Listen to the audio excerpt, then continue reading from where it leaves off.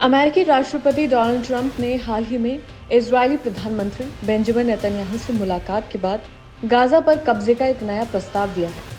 उनका कहना है कि गाजा में शांति स्थापित करने का सबसे अच्छा तरीका ये होगा कि गाजा पर अमेरिका का नियंत्रण हो। इसके साथ ही उन्होंने ये भी कहा कि फिलिस्तीनियों को गाजा से बाहर निकालकर उन्हें अलग अलग देशों में बसा लिया जाए। डोनाल्ड ट्रंप का मानना है कि ये सबसे अच्छा समाधान होगा जो गाजा के भविष्य के लिए एक स्थिर और शांतिपूर्ण रास्ता हो सकता है। ट्रंप ने मुस्लिम देशों से भी अपील की है कि वो फिलिस्तीनियों को अपने देशों में बसा लें ताकि गाजा में शांति स्थापित की जा सके। उन्होंने ये भी कहा कि गाजा को एक फ्रीडम जोन यानी कि स्वतंत्रता क्षेत्र में बदला जा सकता है जहां लोग मर नहीं सकते और हर कोई सुरक्षित महसूस कर सकता है। ट्रंप ने ये सुझाव दिया कि अगर फिलिस्तीनियों को अलग अलग देशों में बसाया जाता है तो गाजा एक शांतिपूर्ण और विकसित क्षेत्र के रूप में सामने आ सकता है। इस प्रस्ताव को इजरायली प्रधानमंत्री बेंजामिन नेतन्याहू ने भी समर्थन किया है।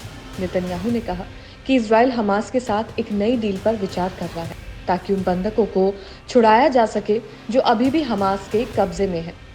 उन्होंने बताया कि हमास के कब्जे में जिन लोगों को बंधक बना लिया गया है उनके लिए एक नई डील पर काम किया जा रहा है और ये बंधकों की रिहाई के लिए काफी बड़ा कदम हो सकता है। डोनाल्ड ट्रंप ने सत्ता में आने के बाद ही गाजा को फिलिस्तीनियों से मुक्त करने का सुझाव दिया था। उन्होंने कहा था कि इस क्षेत्र में एक कॉलोनी विकसित की जा सकती है और इसके लिए अमेरिका जिम्मेदारी ले सकता है। हालांकि उनके इस प्रस्ताव की तीखी आलोचना भी हुई थी।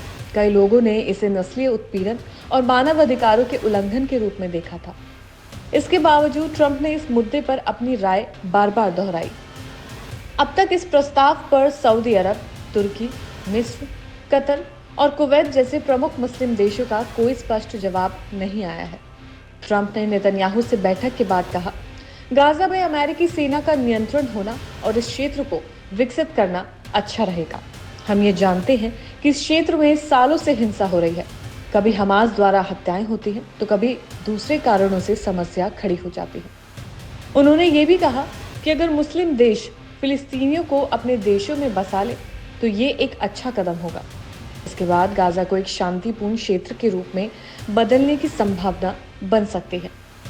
ट्रंप ने ये उम्मीद जताई कि इस कदम से गाजा को एक स्वतंत्र और सुरक्षित क्षेत्र बनाया जा सकेगा जहां पर हर रोज लोग मारे नहीं जाएंगे।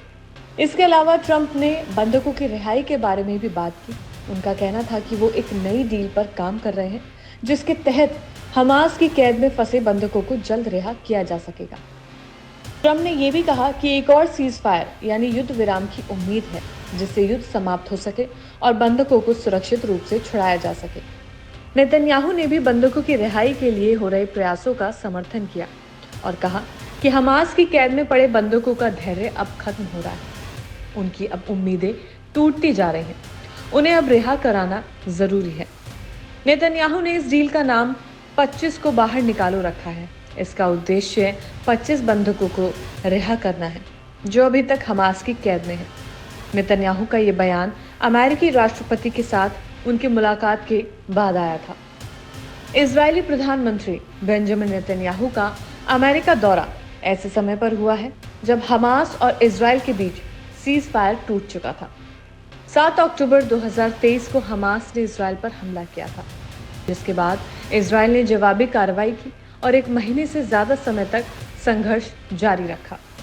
इस संघर्ष के दौरान दोनों पक्षों को काफी नुकसान हुआ। ट्रंप और नेतन्याहू ने संयुक्त बयान में कहा कि गाजा में हमास द्वारा बंदी बनाए गए और ज्यादा बंधकों की रिहाई के लिए एक नए समझौते पर चर्चा हो रही है। नेतन्याहू ने ओवल ऑफिस में संवाददाताओं को बताया कि हम एक और समझौते पर काम कर रहे हैं और हमें उम्मीद है कि ये समझौता सफल होगा।